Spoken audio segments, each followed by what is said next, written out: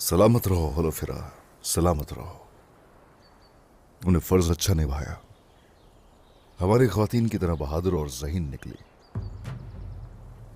आपने जो कुछ मेरे लिए किया उस्मान साहब, उसके आगे तो ये कुछ नहीं। लेकिन मेरा दिल मुतमईन नहीं था कि मैं तुम्हें सरहदी बाजार में इस तरह छोड़ आया। आप बखूबी जानते हैं कि मुझे कुछ नहीं होगा। वो शहंशाह के साथ ताल्लुकात खराब नहीं करना चाहते। होलोफिरा हमारी अमानत है, फिक्र ना कीजिए जनाब।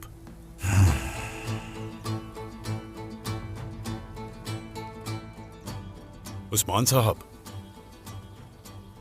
चाहे आप मुझे खुद से दूर रखें, लेकिन मुझे हमेशा साथ पाएंगे। वो सोना चुराने की भी यही वजह थी। सोना जहां रखा गया है वो मकाम करीब है, चाहे तो सिपाही भेज सकते हैं।